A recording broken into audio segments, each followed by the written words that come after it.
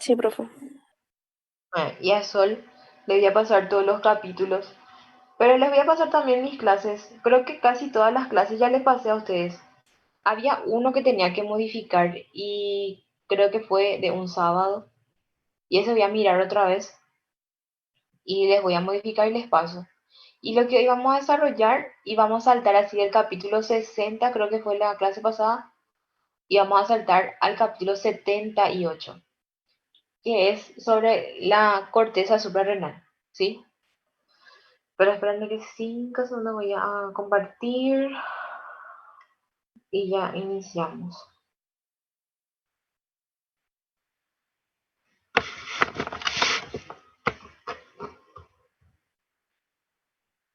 Este. ¿Qué son las glándulas suprarrenales? O sea, ¿dónde están? ¿Cuántos tenemos?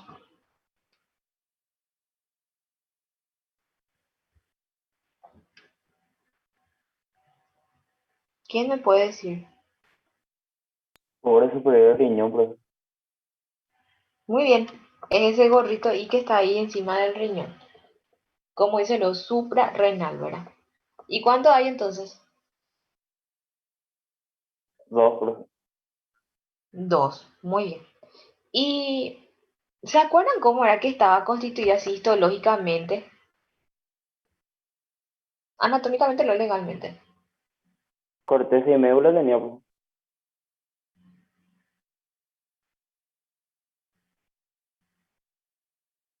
¿Cómo estaba constituido?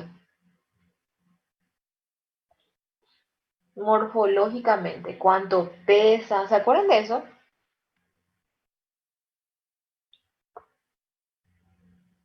No sé, profe, la verdad que no.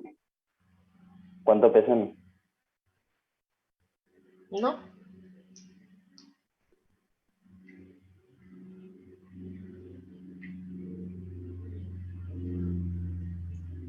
Ahora, profe, 10 a 15 gramos, si mal no recuerdo. Mucho ya es. 4 gramitos nomás pesa. 4 gramos. Y tenía una corteza y una médula. ¿Se acuerdan? Sí, Sí, profe. profe. Acá está. Chiquitito, pues. Chiquitito es. Entonces, ¿qué es lo que pasa? Por más minúsculo que sea, estas, estas glándulas suprarrenales tienen una función tan espectacular en nuestro cuerpo porque se encargan de secretar ciertas hormonas que para nosotros es muy importante. Miren, en serio, hay muchísimas hormonas que se van a ir encargando de secretar tanto en la corteza como en la médula, ¿verdad? Pero hay hormonas que en serio a mí me importa y tienen por ende característica biológica, o sea, importancia biológica. No es a mí nomás, a todo en cuanto a fisiología se esté hablando, ¿verdad? Entonces, la importancia de esta corteza y de esta médula es que me va a proveer de ciertas hormonas que van a ir controlando ciertas actividades en mi cuerpo. Entonces, la glándula suprarrenal es una pequeña gorrita que está encima de los riñones, ¿verdad? Como dice supra, encima de los riñones.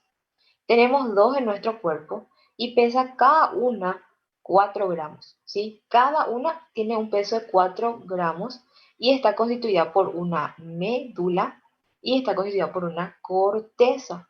Y esta médula que nosotros estuvimos hablando en la clase pasada se encarga también de secretar ciertas hormonas que es como la adrenalina y la noradrenalina, que son las que nos van a proveer ciertas actividades también y controlar ciertas actividades en nuestro organismo. Y el 20% y está constituida por la médula, ¿verdad? Y el resto es la corteza.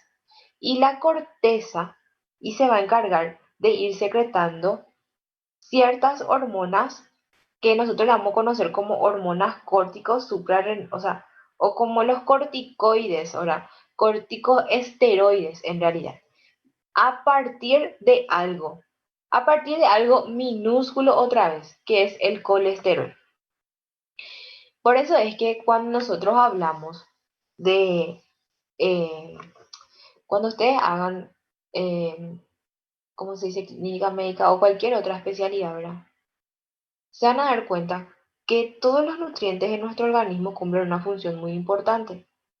Por eso es que nosotros no podemos estar, voy a dejar de consumir hidratos de carbono, voy a dejar de consumir colesterol, voy a dejar de grasas, ¿verdad? Voy a dejar de consumir todo lo que sea proteínas. ¿Por qué? Porque si yo entro en un estado deficiente del agente que va a producir o el principal componente que va a generar la síntesis de ciertas hormonas, voy a entrar en deficiencia. Si bien podemos tener otros componentes, ¿verdad? La producción va a estar alterada, ¿verdad? Y me acuerdo bien que en otro curso me preguntaron si el consumo de grasas es malo, ¿verdad? Y el consumo de grasas no es malo.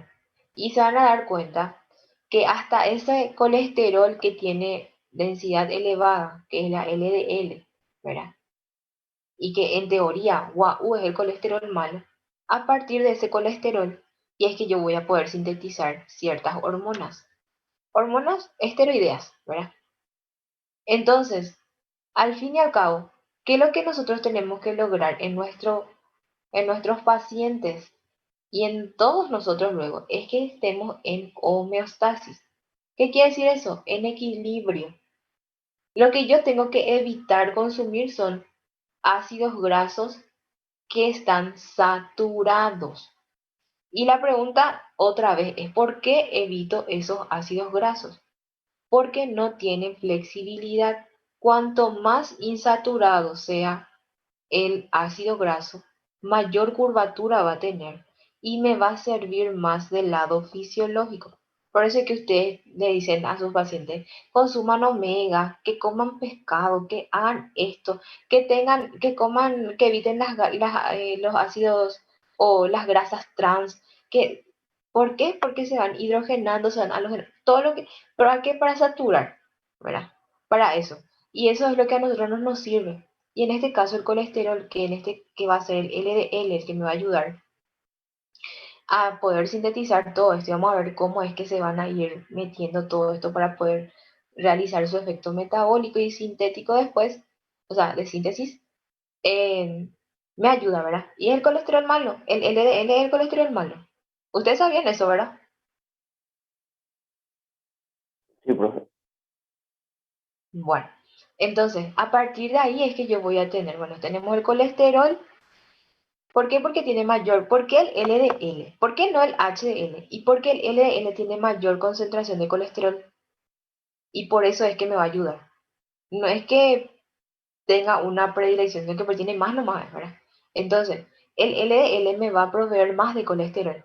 Y el colesterol otra vez tiene que sufrir ciertos procesos metabólicos, se convierte en pregnenolona y después recién me va a dar todo lo que son los, las hormonas que yo necesito. ¿Verdad? Tanto estos corticosteroides como también en las que se van a encargar de ir desarrollando los caracteres sexuales secundarios en mis pacientes, ¿verdad? O sea, todo me va a servir. O sea, tiene una función tan espectacular los glucocorticoides, los mineralocorticoides y los andrógenos, ¿verdad? Y todo a partir de una minúscula moleculita, ¿verdad? Que en su estructura molecular van a ir cambiando y ustedes van a ir viendo eso mejor con la profe Ana en bioquímica, pero al fin y al cabo va a ser todo a partir de... Y acá le vemos eh, a nuestra, ¿cómo se dice? Glándula suprarrenal. Y le divide, ¿verdad? La corteza, tenemos, perdón, la médula y la corteza, que es toda esta parte. Una cápsula y tres zonas específicas, ¿verdad? En una zona glomerular, que es esta parte, ¿verdad? Que es la que se va a encargar de ir secretando lo que es la aldosterona. Y generalmente la aldosterona es un mineralocorticoide. ¿Por qué? Porque la aldosterona, como dice su nombre, mineralocorticoide, actúa con la regulación o su función principal es regular, ¿cómo se dice? La secreción y, o sea, afecta la secreción y en la concentración en sí de los electrolitos en nuestros compartimientos extracelular y demás, ¿verdad? O sea que se va a encargar de ir regulando. Por eso es que dice, induce la reabsorción de sodio y la salida de potasio, o sea que genera un equilibrio, la aldosterona. Entra en el grupo de los mineralocorticoides. ¿Dónde se secreta? En la zona glomerular. Yo de nomás, de esta diapositiva, puedo hacer 15 preguntas por ahí. Así para decir re fácil ahora. Y mantiene la presión arterial. ¿Por qué? Porque va a encargarse de ir estabilizando los líquidos del organismo. Por eso es. O sea que la aldosterona tiene una función espectacular sobre el control de la presión arterial y sobre los electrolitos. Electrolitos que son muy importantes porque si ustedes tienen desequilibrio hidroelectrolítico, entramos en un estado calamitoso. ¿Por qué? Porque necesitamos electrolitos para activar todos los potenciales de membrana y para poder tener una actividad fisiológica correcta. Y la zona fascicular, ¿verdad? La zona fascicular, que es la que se encuentra ahí, ¿dónde está mi quiz? Acá, es la que se va a encargar de secretar cortisol. ¿Ustedes le conocen el cortisol?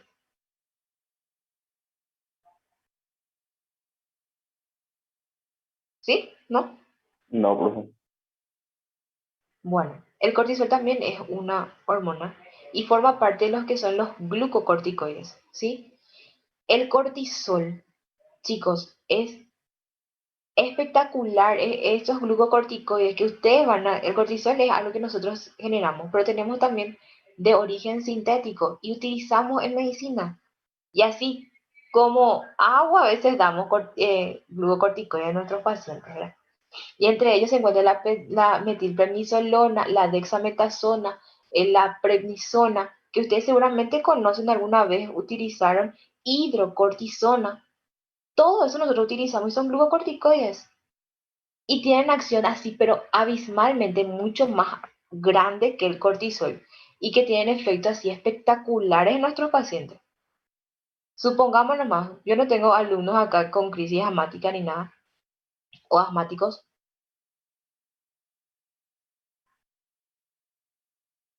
Profe, ¿sí? ¿por qué se le hace la hidrocortisona con o sea, cuando se le hace el rescate al paciente, se le administra hidrocortisona Ah, en su hueso o cerebral? y porque, bueno, en realidad nuestro mecanismo de rescate es hacerlo, a no ser que, bueno, dependiendo del síndrome bronquial obstructivo que sea así muy florido y se le hace hidro. Y yo generalmente si está muy mal el paciente le hago hidro 500, ¿verdad? Y le hago un analer y después le hago rescate con budesonide, porque también las budesonide son corticoides que ayudan con el proceso de desinflamación, pero tienen más acción tópica a nivel respiratorio. Y el salbutamol también. El salbutamol es un beta 2 agonista, ¿verdad? Entonces tiene acción también de broncodilatación. Entonces actúa sobre ciertos receptores, pero el salbutamol es más bien a nivel central. Entonces actúan como broncodilatadores y antiinflamatorios. El problema gravísimo que tenemos más con estos, con estos glucocorticoides es que aumenta la producción de glucosa. Pero no solamente cuando hacemos rescate usamos glucocorticoides, chicos. ¿Cuándo podemos Y, usar también glucocorticoides? Reacción alérgica se puede usar la hidrocortisona. Sí, también. ¿Y en dónde más?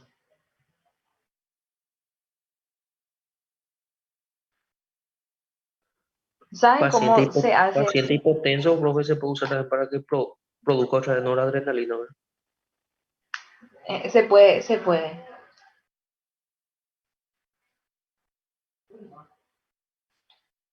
¿En qué otra situación podemos utilizar en nuestros pacientes?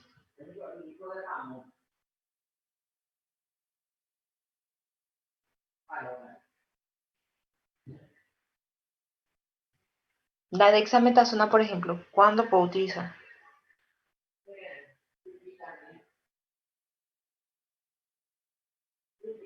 No están obligados a saber, ¿verdad? Pero sí, yo creo que acá tengo alumnos licenciados, ¿verdad?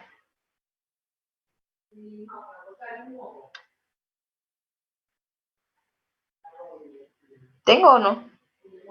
Sí, profe. Ah. ¿Y cuándo generalmente se usa también dexametasona? Hay como un esquema que se tiene en cuenta siempre.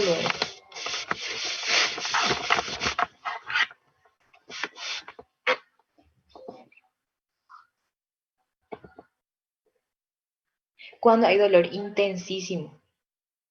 Cuando demasiado viene un Ah, paciente con por, una, por con eso se una mezcla con crisis el... migrañosa, una, una situación muy, muy intolerante al dolor, ¿verdad? Demasiado dolor presenta ese paciente y ustedes pueden utilizar también glucocorticoides, pueden utilizar dexametasona, pueden inclusive hacer dos analgésicos más un glucocorticoide, pueden hacer y le va así, pero en serio, así va a desaparecer el dolor, Amplía entonces como su arte de acción de magia. efecto, profe, ¿verdad?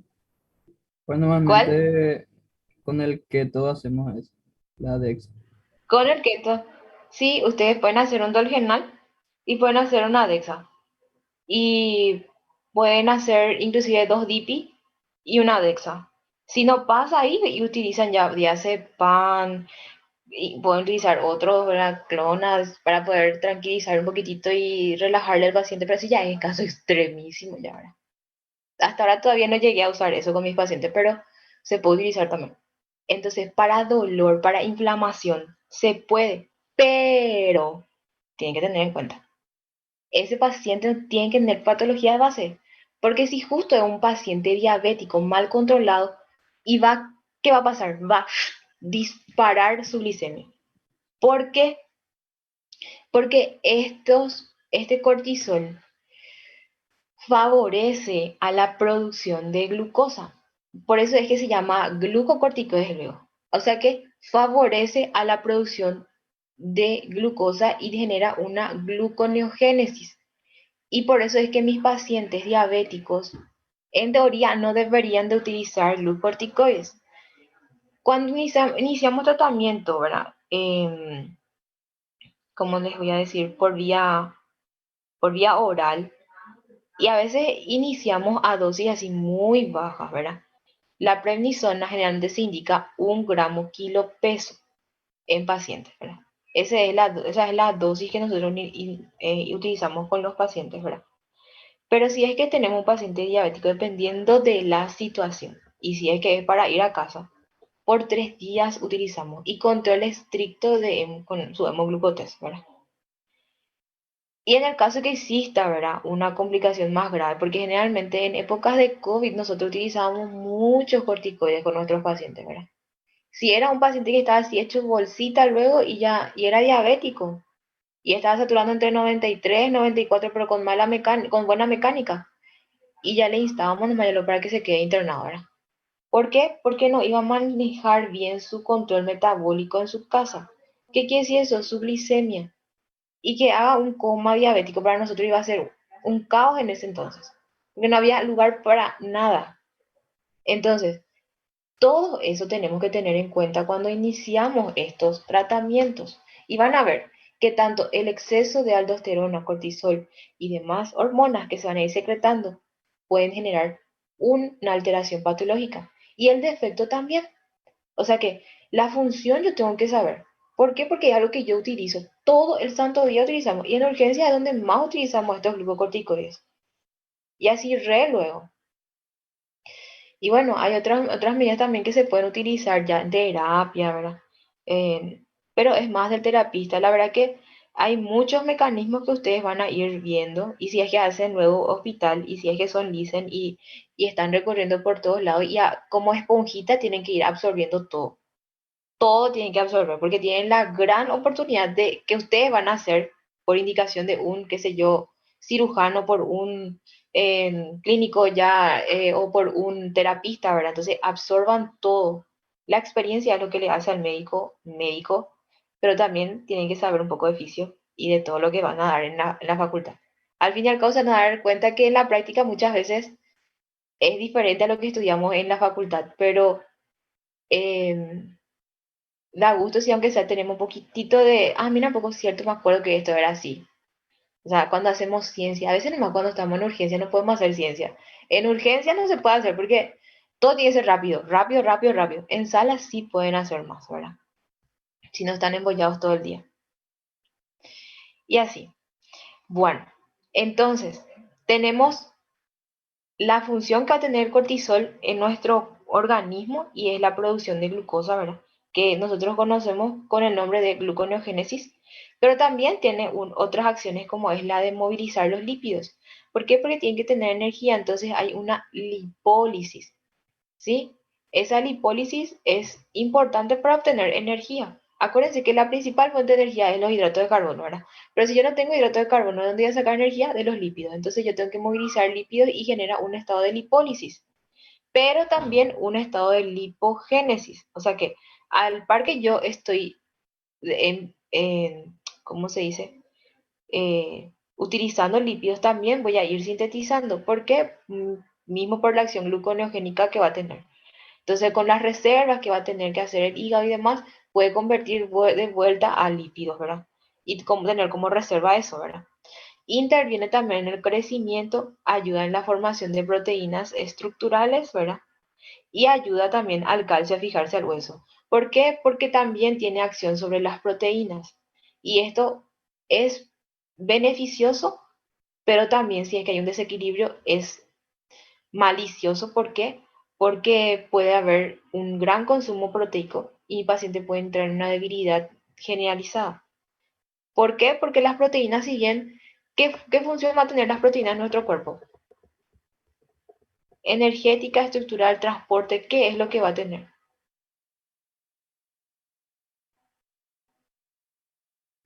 Enzimático, estructural, muchas cosas, pues.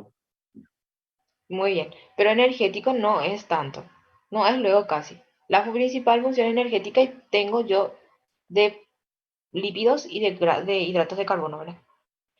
Entonces, por eso es que puede haber si hay una deficiencia, mi paciente también se va a ir al mazo, ¿verdad? Entonces, todo eso se tiene en cuenta cuando utilizamos esto, ¿verdad?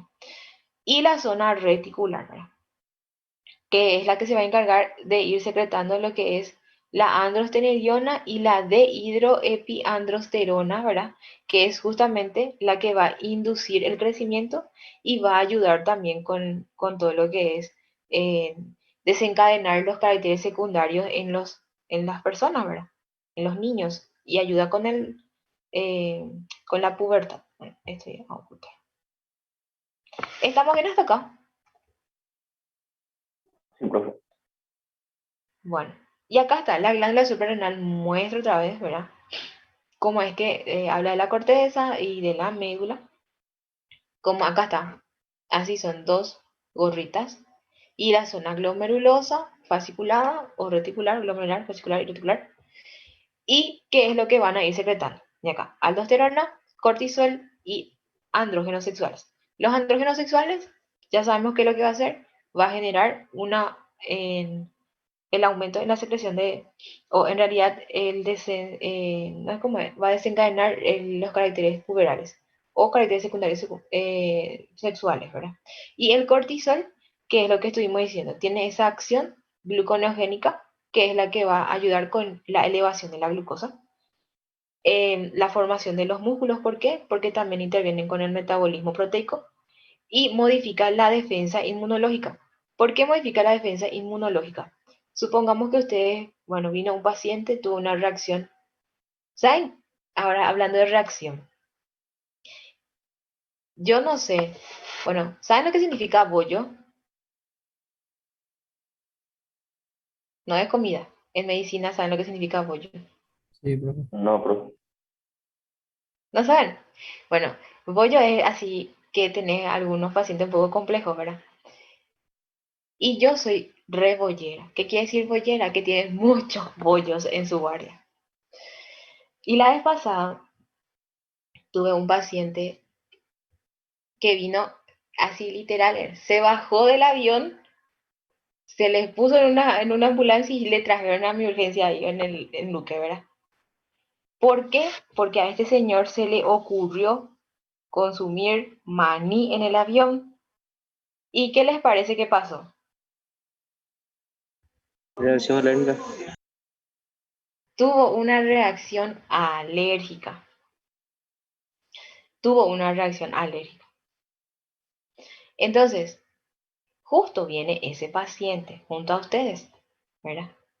Y ustedes le van a hacer su rescate, ¿verdad? Porque tienen que venir, vino hecho bolsa, viene ese señor, con edema de glotis así re mal. Pero ya le hicieron su corticoides en la ambulancia, ¿verdad? Entonces lo que yo hice fue hacerle Analer y hacerle adrenalina. Se le hace adrenalina a una ampolla intramuscular, ¿verdad? Y se dio el cuadro y le hidraté, ¿verdad?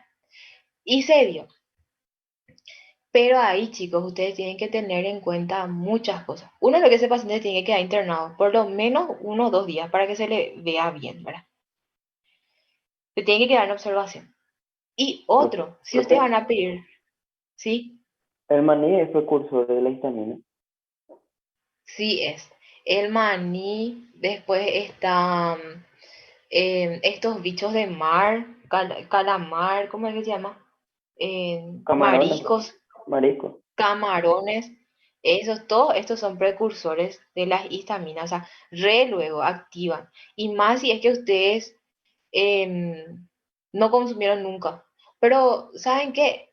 Al fin y al cabo, cualquier alimento puede generar, porque ya tuve ya reacciones, no así muy llamativas, pero con la canela, por ejemplo. Y la canela es algo que para mí fue rarísimo, porque es algo común, ¿verdad? Y generalmente muchos alimentos tienen canela. Y hay pacientes que son alérgicos a la canela, pacientes que son alérgicos al tomate, inclusive al tomate. No, yo tampoco pude creer eso, pero hay pacientes. Entonces, eh, al fin y al cabo, cualquier sustancia puede ser un precursor de la formación o la secreción de histamina y demás y generar una reacción alérgica así masiva, ¿verdad? Va a depender nomás de cada paciente. Pero sí, el maní, el... ¿Cuál es? Hay una fruta que es... Legumbres también ¿Dónde por eso. vienen? Las legumbres también, poroto, todo eso. em, no sé, no me viene ni el nombre de la fruta Piña, esta. profe. Que también. Piña, kiwi también pueden generar frutilla. Estos favorecen a estas reacciones, ¿verdad? Y así. En guaraní se dice lo yoja. Todo lo que sea yoja es justamente por esta reacción que van a ir generando en los pacientes, ¿verdad? Bueno, entonces, ustedes quieren hacer un laboratorio a este paciente y va a modificar el uso de corticoides, va a modificar la inmunidad de sus pacientes. ¿Qué quiere decir eso? Que si yo utilicé, por ejemplo, eh, hidrocortisona, betametasona, metilprednisolona, X, ¿verdad? Prednisona, con mi paciente, ese paciente puede tener una movilización de blancos. ¿Qué quiere decir eso? Que mi paciente puede tener una leucocitosis. ¿Qué significa leucocitosis? Aumento de los glóbulos blancos. Pero yo tengo que saber que esa leucocitosis, si es de etiología infecciosa, sobrepasará los 15.000 blancos, hasta 14.000, hasta 15. Bueno, en realidad para ser más así cortos en rango, hasta 14.000 pueden ir llegando los pacientes con uso de corticoides en el momento y después yo les saco el laboratorio. Pacientes que están vomitando mucho, todos estos pueden generar elevación de blanco. Pero en el caso del cortisol, también los glucocorticoides pueden generar una elevación de blancos y ustedes tienen que tener eso en cuenta. ¿Para qué? Para que no digan, ah, mira, un poco hija de mil tiene una reinfección, tiene este paciente. No, y había sido utilizamos nomás corticoides. O sea, no, eh, tengan en cuenta eso. ¿Está bien? Aparte de eso, ayuda muchísimo con los procesos inflamatorios que nosotros estuvimos diciendo. Todos los procesos inflamatorios, vamos a ver por qué es que genera eso, ¿verdad? Porque inclusive ayuda con la disminución de de la intervención de las interleucinas y demás. Entonces disminuye el proceso de inflamación a nivel, a nivel, a ciertos niveles, ¿verdad? Y también disminuye la fiebre. Pero esto de la fiebre y demás es muy controversial. Pero sí lo de la inflamación es espectacular, es como antiinflamatorio lo que más utilizamos, ¿verdad? ¿Quién es licenciado acá entre mis alumnos?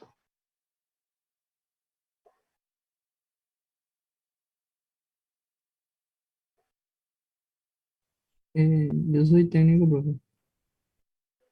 Ah, vos sos técnico, y está bien. Pero igual nomás, ¿cómo, y qué diferencia hay entre técnico y licenciado? Y licenciado estudia 2 años más de la, de la tecnicatura. Ah, pero igual trabajan así, Sí, la como los misma licenciados. cosa se hace, pues. Ah, y bueno, pero estás en el hospital militar. Sí, profe. Bueno, y entonces ahí vas a ir viendo muchas cosas. Y luego está la aldosterona. La aldosterona, que es importantísimo también, ¿por qué? Porque va a ir conservando sodio y va a secretar potasio, ¿verdad? Y la concentración del agua y electrolitos van a ir controlando también, ¿verdad? ¿Por qué lo tienen que controlar eso? Porque acuérdense que para que yo tenga una presión arterial, ¿qué tengo que tener en cuenta? Volumen y resistencia, ¿verdad? Periférica. Y entonces, la conservación del agua, el potasio y de electrolitos me ayuda a tener volumen sanguíneo, ¿sí? Y ese volumen sanguíneo me va a ayudar con la presión arterial también. Obviamente, para tener una presión arterial, no solamente depende del volumen de sangre, sino que también de la resistencia y otros factores. Pero la aldosterona ayuda con el mantenimiento del volumen sanguíneo y la presión arterial. Por eso es que está ahí latente también la acción de la aldosterona.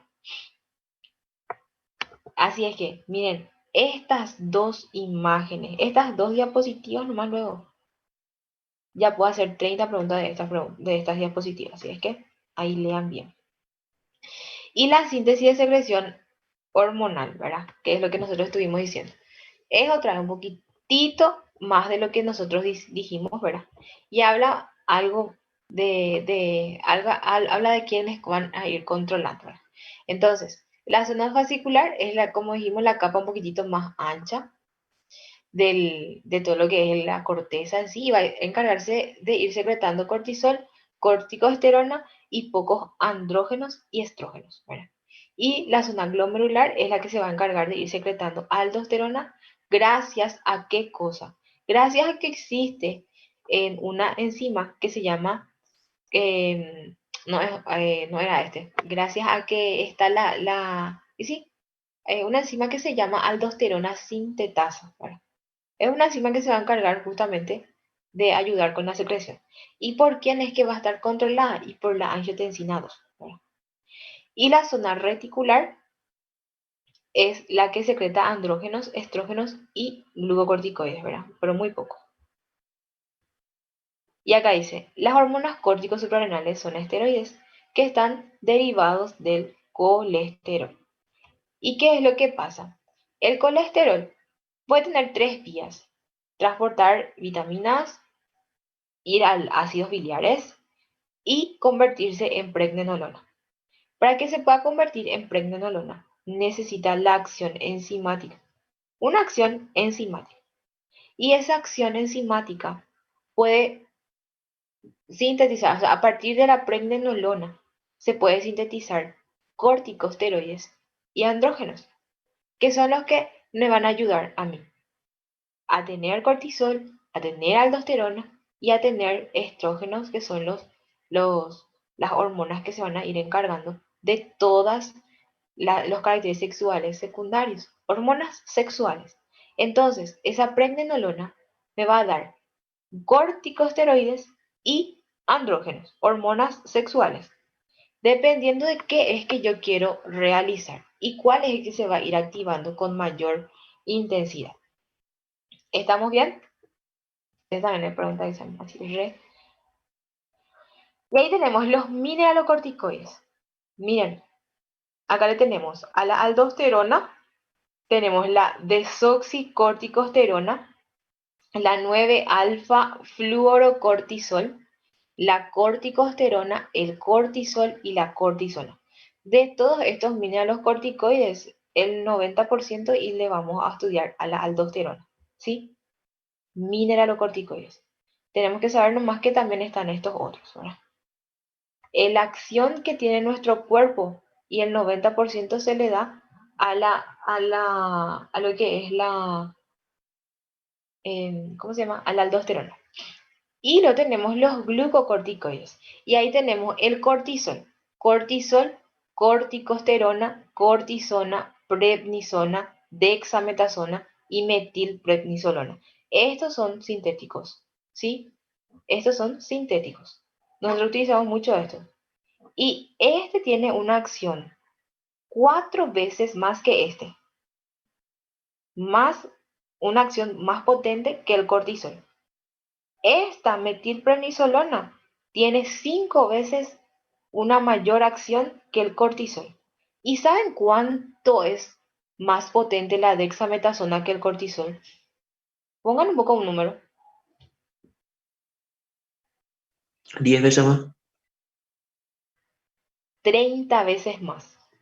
Esta dexametasona tiene una acción 30 veces más que el cortisol.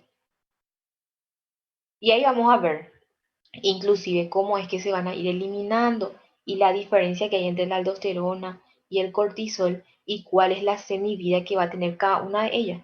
Y esto es lo que nosotros utilizamos con mucha frecuencia en medicina y la hidrocortisona también, ¿verdad?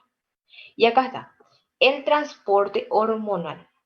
El transporte hormonal y las hormonas en sí se van a unir a proteínas plasmáticas, ¿sí? El cortisol en sí se va a unir a una proteína plasmática. Y el 94% del cortisol, que es lo que está acá, ¿verdad? Se va a combinar con una proteína plasmática. Y esa proteína plasmática se llama globulina fijadora del cortisol o transcortina, ¿sí? Que es lo que acá ustedes ven, que es la transcortina. Esto, bueno, el 6% nomás va a viajar en forma libre y tiene una concentración de 12 microgramos. Este UG es microgramos por decilitro, ¿sí? Y se va a secretar 15 a 20 miligramos por día. Y va a tener una semivida de 60 a 90 minutos. ¿Por qué? Porque la mayor cantidad de cortisol que se encuentra está unida a una proteína. Y solamente el 6% es el que está en forma libre. Por eso es que tiene una semivida mucho más larga. Una cosa que cuando ustedes, porque ustedes pueden pedir cortisol en laboratorio, va a depender muchísimo, chicos, de lo que ustedes quieren saber. Si ustedes quieren saber, por ejemplo, si ese paciente está con un hipercortisolismo, tienen que saber a qué horario tienen que solicitar. ¿Por qué? Porque el cortisol tiene un ritmo circadiano de secreción. ¿Qué significa ritmo circadiano? Que se activa o valores máximos se encuentran a las primeras horas de la mañana y a la noche, a partir de las 8 de la noche hasta las 12, esto va a bajar al máximo. Entonces, si yo quiero diagnosticar un hipercortisolismo, ¿a qué horario le conviene sacar la muestra a mi paciente?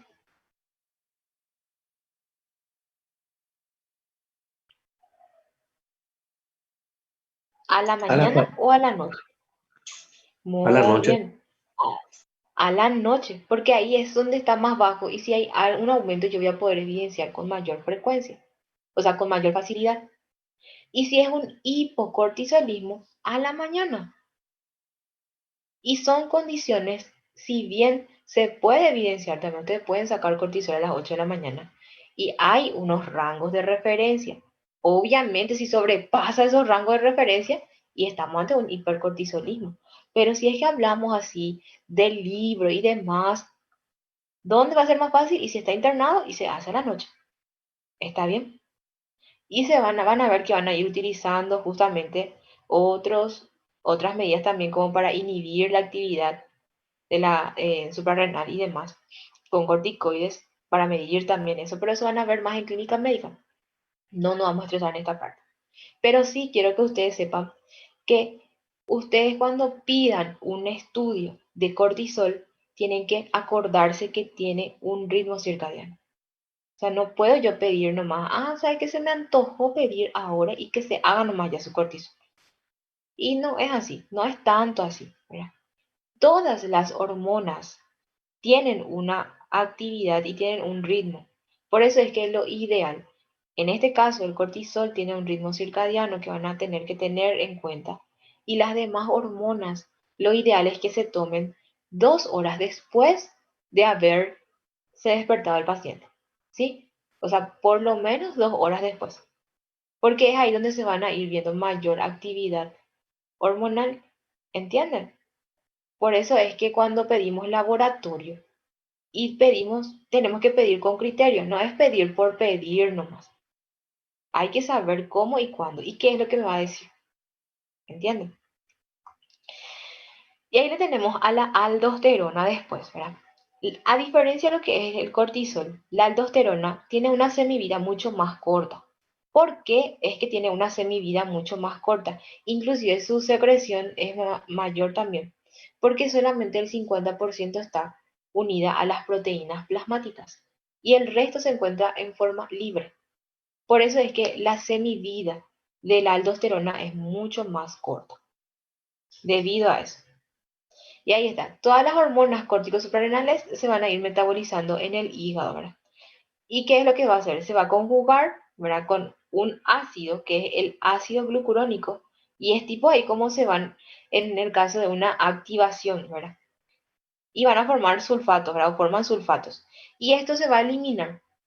¿Para qué? ¿Qué es lo que hace el ácido glucurónico? ¿Saben lo que hace el ácido glucurónico? No, profe. Y le da un carácter más soluble. Entonces, de esa forma yo puedo eliminar. ¿Por dónde voy a eliminar? Y voy a eliminar por bilis, voy a eliminar por heces y voy a eliminar por orina. Esa es la gran función que tiene el hígado. El hígado es el órgano más noble que ustedes pueden tener en su organismo, porque el hígado, al combinarse con ciertos ácidos, en este caso el ácido glucurónico, lo que hace es biotransformar, transforma todos los componentes metabólicos sintéticos que tenemos en nuestro cuerpo y que vamos introduciendo en nuestro cuerpo en sustancias más solubles. ¿Para qué quiere solubilizar? Para que pueda ser eliminado. Y eso es lo que ustedes ven ahí, por dónde se va a ir excretando. Cuando den fármaco, ustedes van a ver todo lo que es la farmacocinética y la farmacodinamia y van a saber que todos los fármacos tienen una actividad o un circuito, vamos a decir, y pasa siempre por el hígado.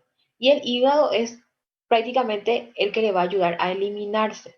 Eliminar por heces, eliminar por orina. ¿Por qué? Porque va a pasar por bilis y la bilis está acá, ¿verdad? Esto se llega a bilis y puede la bilis o sea, de la vesícula biliar, o sea, la bilis se sintetiza obviamente en los hepatocitos, se almacena acá, pasa de la vesícula biliar al intestino, gracias a que tenemos un conductito que se llama conducto de colédoco. ¿Entienden? Y esto se comunica ya con el intestino delgado. Y después se va a ir reabsorbiendo y esto nuevamente se va a ir al riñón. ¿Entienden? Y ocurre todo el proceso de filtración, por eso es que se excreta por riñón, por orina, ¿verdad? Y por heces. Y también en la bilis. Bueno, ahora sí vamos a entrar en lo que son las funciones mineralocorticoides, ¿verdad? Aldosterona, de la aldosterona en sí, ¿verdad? De los mineralocorticoides. ¿Me están siguiendo hasta acá, verdad? Sí, profe. Sí, profe. Bueno, entonces, cuando yo tengo una deficiencia, y esto es algo muy interesante, porque cuando nosotros tenemos una deficiencia de los mineralocorticoides, específicamente de la aldosterona, esto lo que va a generar es también una deficiencia en el equilibrio de electrolitos. Entonces, provoca una pérdida de cloruro de sodio, ¿entienden? Entonces, esa pérdida de cloruro de sodio voy a entrar en una hiponatremia y esa hiponatremia va a generar una hiperpotasemia. Y esa hiperpotasemia que puede presentar mi paciente va a aumentar el gasto, o sea, en realidad va a descender el gasto cardíaco y voy a entrar en un estado de shock. Y mi paciente entra en un estado de shock. Ese es en el caso que exista una deficiencia de minerales corticoides. Y si yo no controlo esa deficiencia, o sea, no le doy, qué sé yo, ahí aldosterona a mi paciente o algún medicamento más, mi paciente va a morir. ¿Cuántos días lo que puede vivir? Y 3 días a 2 semanas. Esa es la cantidad mínima de días que puede vivir ese paciente. ¿Por qué? Porque hay una deficiencia de mineralocorticoides. Ahora, yo puedo tener también, hay acá, un aumento en la reabsorción tubular de sodio y en la secreción de potasio, ¿verdad? Y esto lo que va a hacer es, o sea, en realidad cuando la función de la aldosterona es eso, aumentar la reabsorción tubular de sodio y la secreción de potasio. Y eso lo que va a hacer es aumentar la presión arterial justamente por el volumen que dijimos que iba a también mantener, ¿verdad? Entonces, si se eleva la presión arterial, aumenta la excreción de agua y de sal, ¿verdad? Diuresis y natriuresis, ¿verdad? Entonces, el escape de aldosterona puede tener dos funciones, ¿verdad? Que es volver a la normalidad la excreción renal y el índice de sal y de agua se van a ir igualando. Y por eso es que nosotros controlamos esto, acá, la presión arterial. Eso es normalmente lo que ocurre. Hay otras funciones también, ¿verdad? Que es el transporte justamente de sodio y potasio en las glándulas sudoríparas y salivares también, ¿verdad? Sobre todo en ambientes cálidos, o sea, nosotros tropicales, ¿verdad? Para conservar la sal del organismo y potenciar justamente la absorción intestinal de sodio, sobre todo a nivel colónico.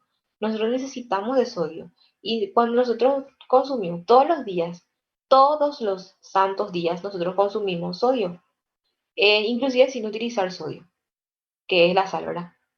Igual consumimos los alimentos, todos los alimentos tienen sodio, hasta el agua, ¿verdad? Entonces, nosotros absorbemos sodio todo el tiempo y absorbemos con el proceso de digestión. ¿Por qué? Porque a nivel intestino delgado se absorben y colon también se absorben agua y electrolitos. No es que yo voy a absorber solamente vitaminas, aminoácidos, ¿cómo es que se llama? Ácidos grasos simples o y ¿cómo se dice? Monosacáridos, ¿verdad? O sea, yo no voy a absorber solamente eso, también estoy absorbiendo agua y electrolitos. Y la aldosterona también cumple esa función de potenciar esa absorción intestinal, específicamente de sodio, ¿verdad? Y acá está, lo del exceso y lo de la déficit. Nosotros dijimos que cuando hay déficit se pierde mucho cloro de sodio y entramos en una, ¿cómo se dice? En una carencia de cloro de sodio, una hiponatremia, y esto puede generar una hiperpotasemia y en casos muy graves puede generar una insuficiencia cardíaca también en nuestros pacientes. Y la diarrea, ¿qué es lo que le voy a dar si yo tengo una hiponatremia y tengo que hacer reposición hídrica, ¿verdad? Entonces, cuando hay una deficiencia y bueno, y puedo hidratar a ese paciente, ¿verdad? Y la diarrea, que ya no, que generalmente se debe a que ya no hay una absorción de cloruro ni otros componentes, ¿verdad? A nivel del colon, también se puede ir perdiendo electrolitos y puede generar un déficit. Y eso otra vez desencadenar una alteración, ¿verdad? Y el exceso va a generar a lo contrario, ¿verdad? Va a generar un aumento, una disminución del cloruro de sodio y un aumento del potasio. Y esto va a generar una hipopotasemia. Y esa hipopotasemia, o sea, va a facilitar en realidad el pasaje de potasio desde el líquido extracelular hacia la orina y el ingreso de potasio hacia la célula. Pero eso no es tampoco algo que sea muy provechoso, porque la hipopotasemia tiene características graves también en nuestros pacientes, inclusive puede entrar en un estado arrítmico, ¿verdad? Podemos corregir nosotros la hipopotasemia y luego vamos a corregir y ¿cómo se va a corregir el potasio, ¿verdad? La hiperpotasemia es una situación grave porque un paciente puede parar. dependiendo de cuánto es que esté presentando, cuántos miliequivalentes. Y la hipopotasemia también es una condición grave porque yo necesito potasio.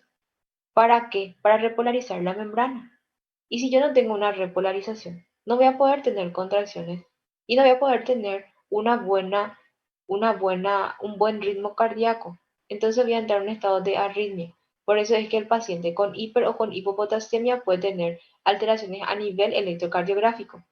Y ese paciente se puede corregir la hipopotasemia. Pero si ustedes no corrigen el origen, y siempre va a estar con hipopotasemia ese paciente. Y va a tener debilidad muscular también y alcalosis metabólicas leves. ¿Por qué? Porque se va a ir excretando mayor cantidad de protones. Entonces voy a estar carente de protones y entro en un estado de alcalosis. ¿Cómo voy a corregir la hipopotasemia? ¿Cómo les parece?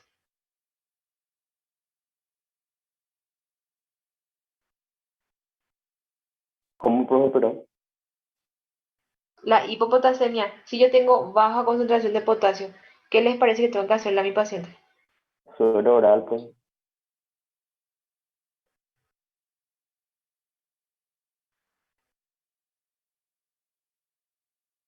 Le podemos dar suero, pero en este caso no le puedo dar suero fisiológico.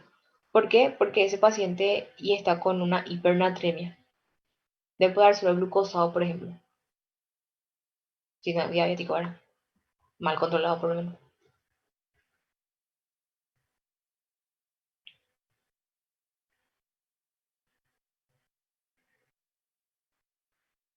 ¿Qué le puedo dar? Si le falta potasio.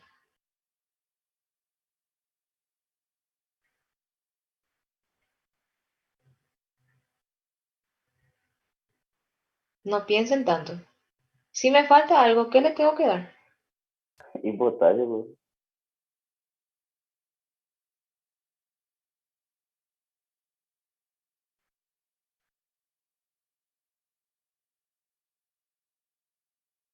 Lo que le falta.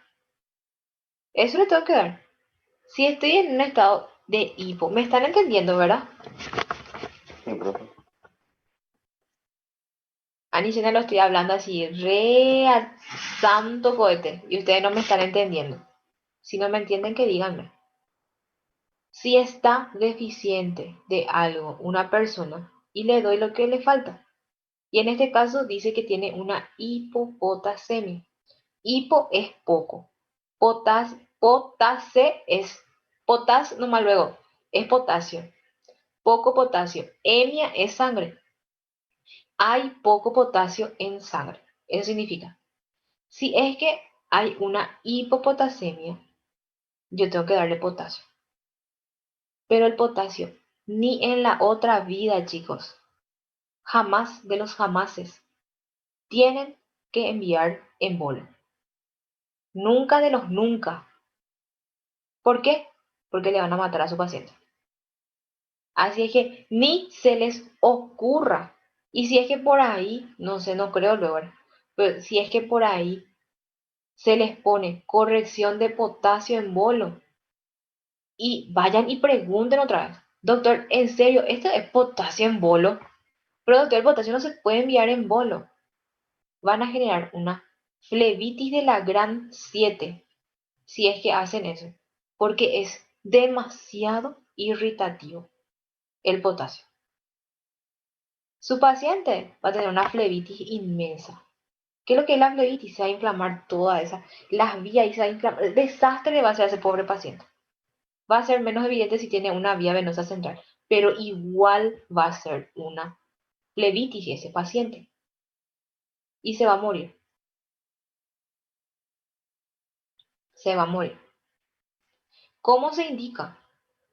Y dependiendo, ¿verdad? Dependiendo de cuánto es que está presentando el paciente. Supongamos que tiene un potasio de, qué sé yo, 2,8 por ejemplo, o 2,7.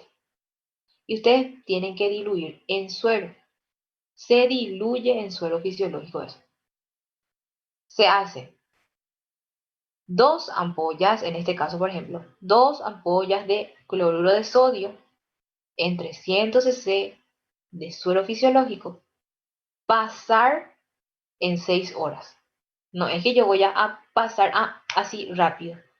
Puedo pasar hasta 20 miliequivalentes por hora si tengo un corrector. O sea, si es que tengo no es corrector, si es que tengo un monitor y monitorizarle al paciente. Generalmente eso se hace en terapia. Si estamos en sala, y hasta 5 horas podemos hacer, pero no se arriesguen tanto. Hagan en 6 horas y ya está. Si el potasio es bajo en sus pacientes, si el potasio es bajo y es, por ejemplo, de 3.5 a 5.5 mil equivalentes de lo normal, el potasio. Si el potasio está entre, qué sé yo, 3 a 3.5, entre 3.2, pongámosle, puede consumir por vía oral. ¿Y qué se le indica? El potasio. Y hay una marca que se llama Perenum, ¿verdad? Son comprimidos y se le da eso al paciente, ¿verdad? Dependiendo de las veces. Puede ser cada 8, cada 12, ¿verdad? Dependiendo de lo que utilice, de lo que necesite el paciente. Y luego se hace un control de los electrolitos y electrocardiograma. ¿Por qué? Porque esto puede generar una alteración a nivel electrocardiográfico, como dijimos, ¿verdad? Entonces, jamás en la vida van a pasar potasio en... Bolo, profe. Muy bien, jamás. Si se les indica y pregunten otra vez y repregunten, productor, eso le va a matar a tu paciente. Pregunten y repregunten. Bueno, y también pueden entrar mis pacientes en un estado de alcalosis. ¿Por qué? Porque ya dijimos que esto va a ir, ¿cómo se dice? Eliminando mayor cantidad de protones en las células, ¿verdad? A nivel tubular. Entonces, mi paciente va a estar carente de protones y por ende va a aumentar el pH y entra en un estado de alcalosis. Y va a ser un estado de alcalosis metabólica. Entonces quiere decir que mi bicarbonato va a estar aumentado y mi pH también va a estar aumentado. Y va a disminuir si es que está compensando ese pobre paciente, porque puede compensar la concentración de PCO2. Porque esto se va a activar mecanismos compensatorios. ¿Y por qué quiere aumentar PCO2? Y para poder aumentar también la producción de protones. Y esto compensar el pH, pero no piensen que las compensaciones de ácidos y bases va a ser así re fácil, porque eh, pueden compensar el pH, pero a nivel tanto respiratorio como metabólico el paciente está hecho bolsita, ¿verdad? Entonces, eh, es, es ahí complejito esa parte, ¿verdad? Pero ya dieron solamente eso en bioquímico. Bueno, y ahí tenemos mecanismo de la aldosterona, ¿verdad? La aldosterona entonces va a ir difundiendo al interior de las células epiteliales de los túbulos y se va a unir a un receptor. Un receptor mineralocorticoides. Cuando ya está unido a ese receptor, el ARN mensajero va a pasar al citoplasma y ahí se va a unir al ribosoma y va a causar la formación de unas proteínas, ¿verdad? Y el complejo aldosterona receptor va a difundir al interior del núcleo para inducir todo lo que es el proceso de síntesis a través del ARN mensajero y la formación de las proteínas relacionadas con el transporte de sodio y de potasio. ¿Por qué? Porque al fin y al cabo estos electrolitos son los que más se activan, ¿verdad? Bueno, hay cierta regulación de la secreción de la aldosterona y puede haber un incremento y puede haber un descenso. Y el incremento se da con dos acciones así súper, o sea, más frecuentes, ¿verdad? Uno, puede ser porque hay un incremento del potasio y esto aumenta también la secreción de aldosterona, por eso hay un exceso de aldosterona. Y segundo, porque hay un aumento de la angiotensina 2 y eso también va a generar un aumento de la secreción de aldosterona. Sin embargo, puede haber un descenso cuando hay incrementos de iones sodio, ¿verdad? Y cuando la ACTH también está ahí involucrada, porque la ACTH es la que se encarga justamente de regular. Entonces ahí es la que ahí es donde va a haber un descenso de la secreción de aldosterona. Y los glucocorticoides, ¿verdad? Los glucocorticoides tienen o sea, el cortisol es el que más se utiliza, como dijimos, ¿verdad? Conocido también como la hidrocortisona.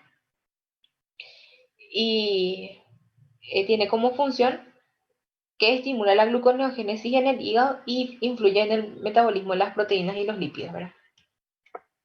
Entonces, el efecto del cortisol sobre los hidratos de carbono es que uno luego es el efecto más conocido y que es justamente caracterizado por el aumento de la glicemia en mi paciente, el aumento de la glucosa de sangre. Reduce la velocidad de utilización de la glucosa, moviliza aminoácidos de los tejidos extrahepáticos hacia el plasma y aumenta las enzimas que promueven la gluconeogénesis. Eso es lo que hace sobre los hidratos de carbono, ¿verdad? Entonces, el cortisol tiene, sobre las proteínas específicamente, provoca descenso de depósitos proteicos en los hepatocitos. Y el descenso desde el mismo, ¿verdad? Y el descenso se debe generalmente, perdón, a que existe una menor síntesis de proteínas, o sea, ayuda con eso, y un mayor catabolismo proteico intracelular y por ende una reducción en el transporte de los aminoácidos al interior de la célula. Porque acuérdense que lo que hacía era movilizar aminoácidos de los tejidos extrahepáticos hacia el plasma, pero no hay un movimiento retrógrado en sí, ¿verdad?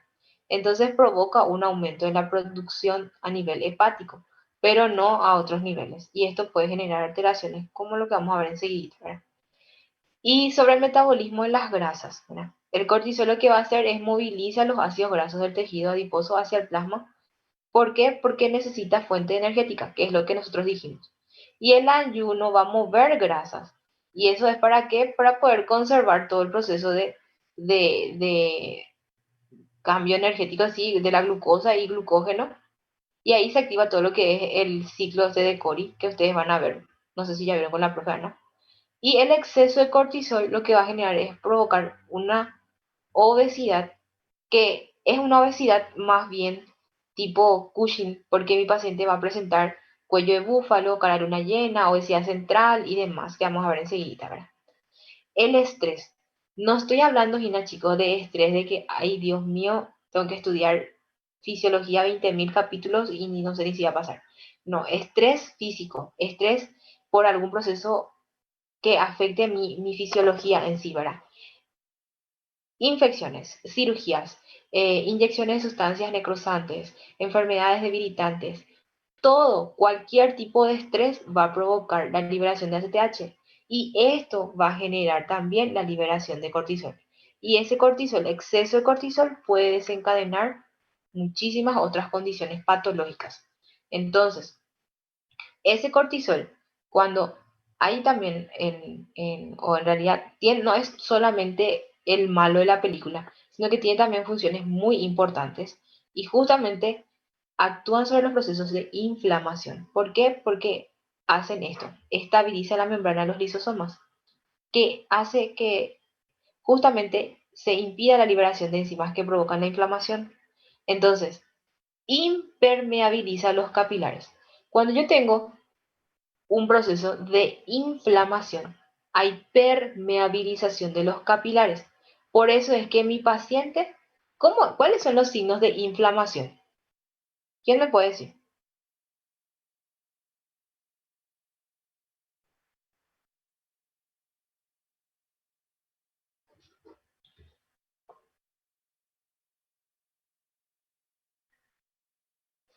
¿Cuáles eran los signos de inflamación? Roncha, profe. Roncha. No sé qué decir. No me profe qué puede ser. Bueno, dolor, rubor, calor, tumor. Anótenlo. Signos inflamatorios. Dolor, rubor, calor, tumor. Ustedes ¿Rubor se qué es, profe? cortaron, no sé, se golpearon o algo así, se cortaron les clavó una espina. Ese se hincha tumor. tocan y le duelen, dolor. Sienten y ahí como que está más caliente esa zona, calor. Y está más rojo de lo normal, rubor. ¿Por qué hay rubor y hay calor? Porque hay una permeabilización de los capilares. Y eso es propio de un signo inflamatorio. Entonces, ¿qué es lo que hace los corticoides? Impermeabiliza los capilares. No hace que esos capilares sean permeables. Entonces mi paciente no tiene rubor ni calor. Disminuye todo el proceso de emigración de los leucocitos a la zona inflamatoria, que va a generar todo ese proceso también de inflamación en sí, ¿verdad? Y reduce la multiplicación de los linfocitos. Disminuye la liberación de interleucina tipo 1 y disminuye la fiebre, que es el calor. Porque todo eso, esos signos inflamatorios, dolor, rubor, tumor, calor y el dolor y todo va a desaparecer. Se bloquean. El corticoide va a bloquear y eso no es solamente en mi dedo. Eso puede ocurrir a nivel pulmonar, puede ocurrir a nivel amigdalino, puede ocurrir a nivel quirúrgico, puede ocurrir a cualquier nivel. Por eso es que nosotros utilizamos estos corticoides para tratamiento médico. Y esto es lo que va a generar en mi paciente. Y se bloquean los signos inflamatorios. Todos los signos son los que ustedes, signos y síntomas. Porque yo puedo medir y puedo sentir, mi paciente puede sentir. Y yo puedo medir eso. Y ahí es donde ustedes tienen que ir viendo y descartando qué situación es la que está presentando ese paciente. ¿Estamos? Hay otros también, ¿verdad? Efectos que bloquean la respuesta inflamatoria y entonces evitan justamente ahí lo que dice, evitar el shock o la muerte por anafilaxia, que es lo que le pasó a ese pobre prójimo que comió maní. El cortisol reduce el número de leucocitos y eosinófilos de la sangre. Esto va a disminuir leucocitos y eosinófilos, pero va a aumentar los leucocitos bueno, esperen. Acá, este sí yo puse porque es importante. Esto es importante que tengan en cuenta. Consumo crónico de corticoides puede generar una leucopenia también. ¿Quiénes son los que tienen consumo crónico de corticoides, glucocorticoides? Mi paciente que tiene artritis y toma todos los días de su vida Verapet y todos los días está consumiendo corticoides. Corticoides para esto, corticoides para aquello. Pacientes que están teniendo o recibieron un órgano nuevo, o sea, se le hizo un trasplante. Para evitar el rechazo, entonces se le suprime su estado inmunológico. Entonces son pacientes no inmunodeprimidos, inmunosuprimidos y consumen muchos fármacos que van a suprimir esos efectos. ¿Y cuáles son uno de ellos? Los corticoides.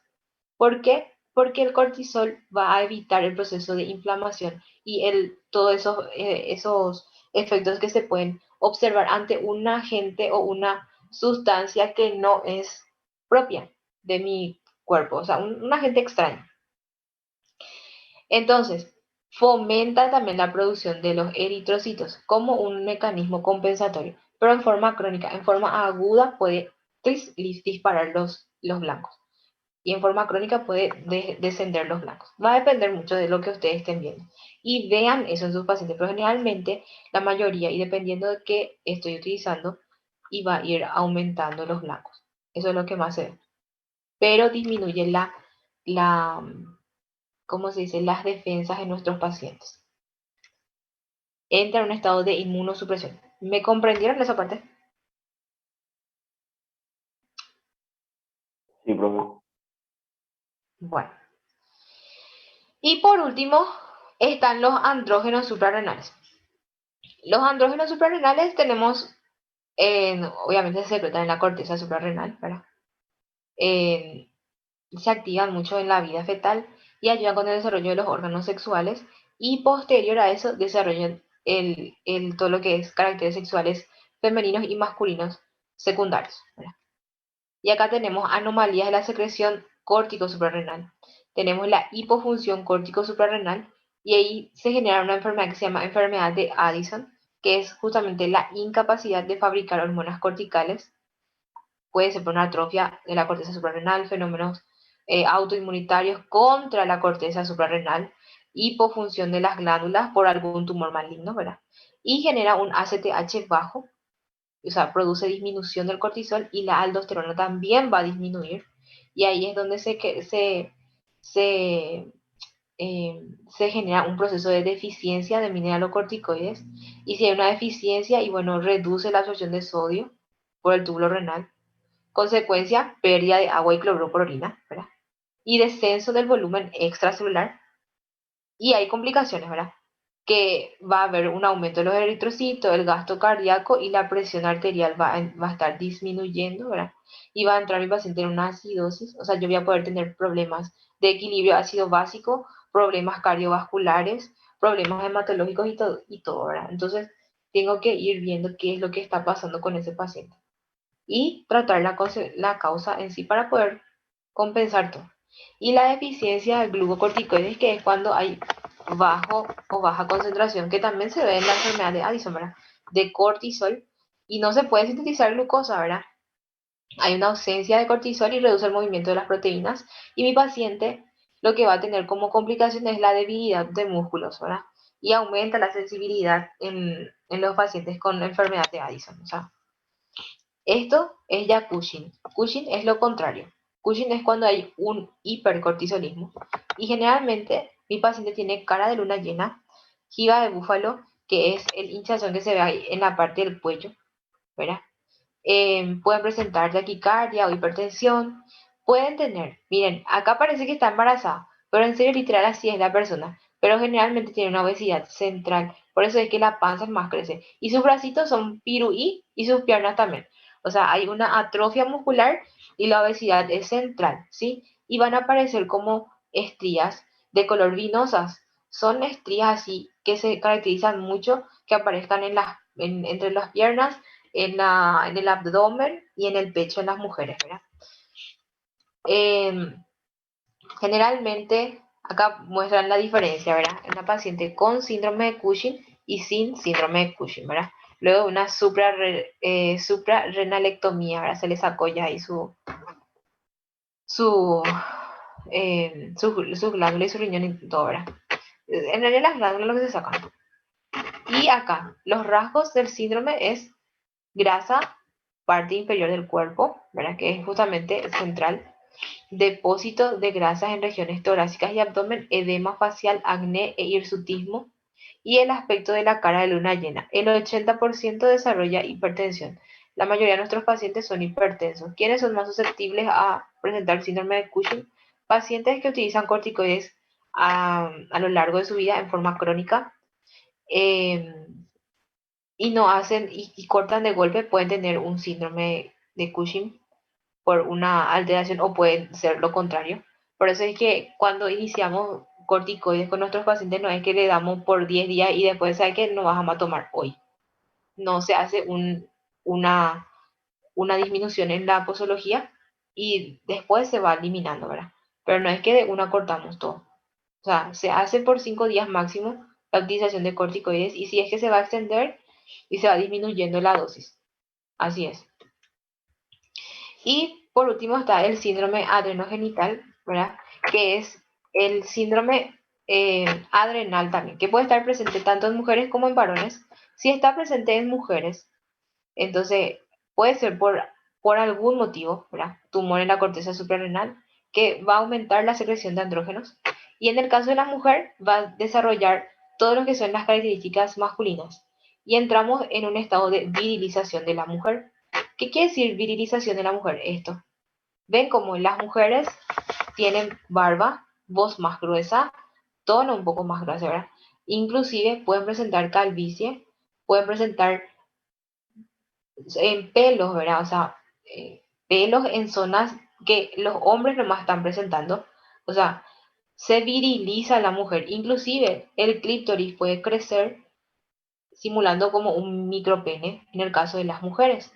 Entonces, ¿qué es lo que pasa con estas mujeres? Existe una secreción de andrógenos en forma excesiva.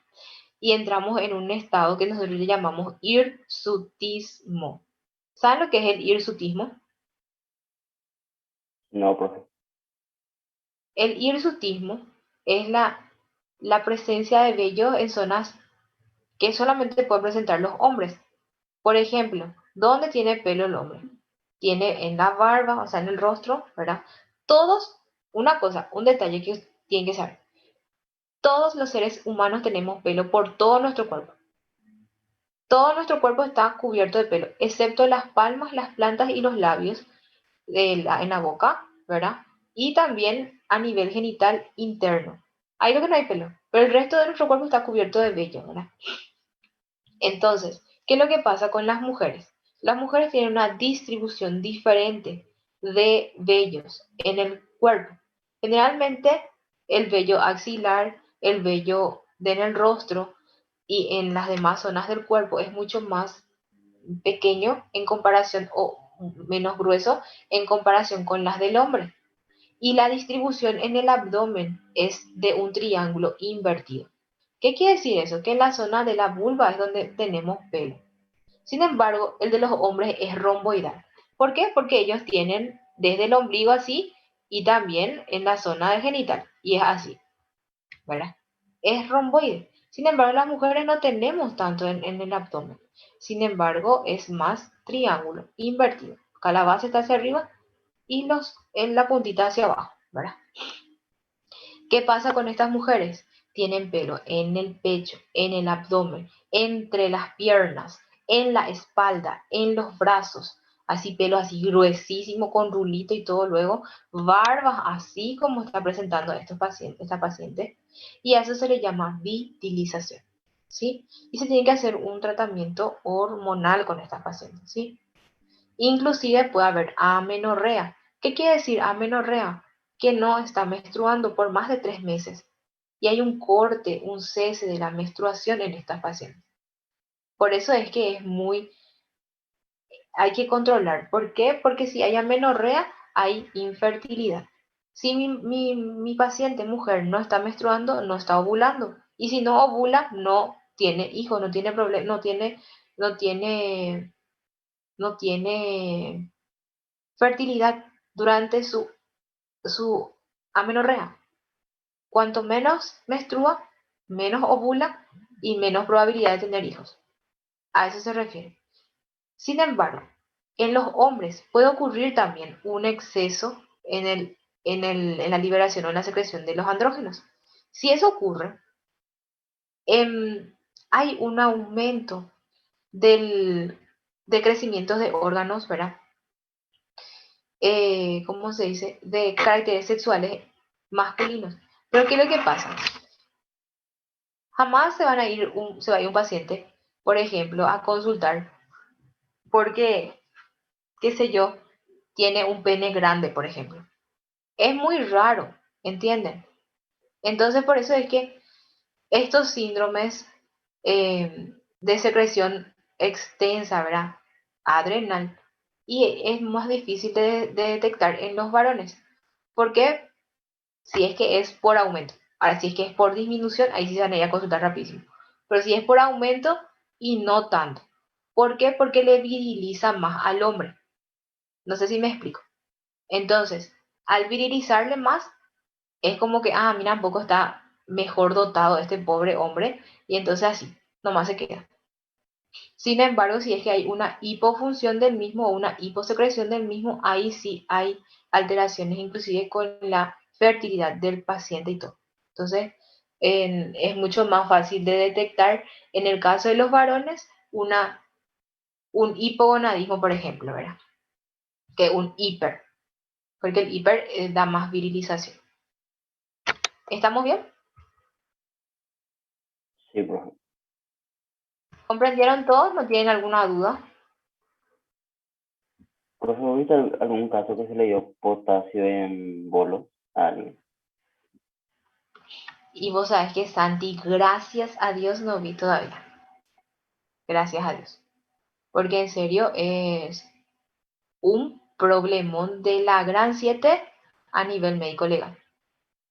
Porque es matarle a tu paciente. Miren, ustedes le van a hacer todos los estudios porque eh, van a hacer todos los estudios a su paciente y no van a pillar a nivel clínico no va a haber evidencia porque el potasio se libera luego cuando un paciente muere, o sea que no va a ser algo muy llamativo en ese entonces, en ese momento clínicamente si se quiere hacer un estudio, pero sí va a haber evidencia de flebitis y eso le va a condenar, a no ser que ese paciente sea Dios mío, no sé, pero gracias a Dios no. Pero lo del potasio, chicos, en serio, tienen que... Mira, cualquiera se puede equivocar, cualquiera puede... Por eso el médico tiene que trabajar en equipo con sus licenciados. Porque a veces tenemos... Los licenciados tienen cierta cantidad de pacientes, pero el médico lleva la mitad de un piso y tiene muchos pacientes. Y a veces puede ocurrir, ¿verdad? Alguna inferencia en X cosas. Pero igual nomás, el equipo tiene que ser equipo. Y ustedes siempre tienen que ser curiosos, ¿verdad? Y cuando indiquen luego así, votación, por lo que no creo que indiquen eso, ¿verdad? Y pregunten, siempre tiene que ser diluido, jamás, pero jamás de los jamases tiene que ser así en bolo. Nada, nada, nada en bolo. Diluido. Y así por suerte no vi todavía. Y espero no ver, Santi, espero no ver. Dale, profe. Bueno, chicos, ¿tienen alguna duda más? No, profe. Bueno, son libres entonces ahora. Vayan y lean capítulo 78. En serio, traté de hacer algo así bien mega contra resumido de todo lo que había en el capítulo. Y está todito, ¿verdad? En el vamos a ver si acá tengo. Yo tengo acá. Sí, esperen que les voy a mostrar. Acá te tengo. Le voy a mostrar nomás la imagen que muestra en el libro de un niño de 4 años, porque ese es el ejemplo que muestra. Todos pueden ver mi libro, ¿verdad? Sí, profe. Eh, acá está, miren, esa es la vía. Yo nomás no les puse este porque me pareció muy bioquímica. Creo que pasa. Acá está. Hay enzimas que se van a ir encargando, ¿verdad? Este es el colesterol. Así, hija de mil feroz, luego el colesterol, pero chiquitito. El colesterol, y bueno, hay enzimas que van a convertir ese colesterol en pregnenolona, ¿verdad?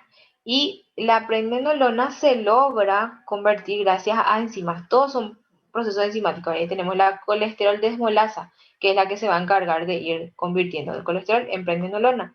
Y después va a haber otras enzimas que se van a ir encargando, de ir hidrogenando, deshidrogenando, hasta llegar a lo que es la aldosterona, el cortisol y por último lo que son todo lo que es la androstenediona, que ya son para todas estas hormonas sexuales que vamos a ir hablando, ¿verdad?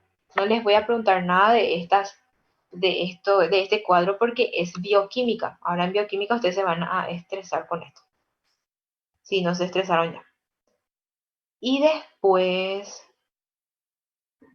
vamos a ver. Profe, ¿no va a pasar todos Acá los capítulos, muestra. verdad? Les voy a pasar. Les voy a pasar. Vamos a ver.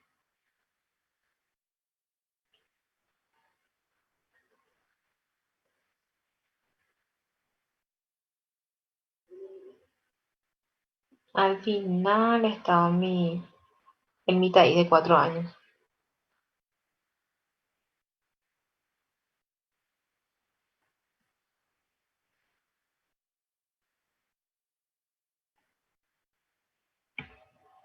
Largo y este capítulo es, pero da gusto leer. Miren, acá está la señora que está en la imagen nueva. Ella es la paciente con Cushing y ahora ya superando el cuadro. Y acá está. Este es el Mitaí de 4 años con un aumento en la secreción de hormonas adrenales. Y muestra ahí la virilización intensa que tiene el pobre nenito, ¿verdad? Un enorme pene. Por eso es que el exceso de estas hormonas y no hay problema con eso, ¿verdad? En el hombre al menos, porque hay una extensa virilización. Ahora, si hay un hipogonadismo, va a haber micropene, entonces ahí rapidísimo se van a ir todos. ¿Por qué? Porque no se está desarrollando mi hijo, qué sé yo, qué sé cuándo, ¿verdad? Tal vez el bebé no va a pillar, pero sus padres sí. Y creo que ese micropene yo puse ahí en mi imagen. A ver un poco.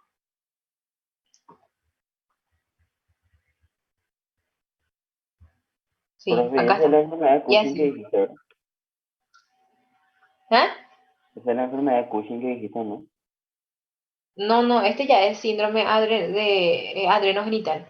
Un Ah, hipogonadismo, por ejemplo. El de Cushing es con el cortisol. Cushing es cortisol.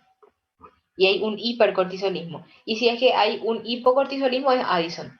Y el Addison, además de tener un hipocortisolismo, tiene una disminución de la aldosterona también. Entonces todo está bajo en ese paciente.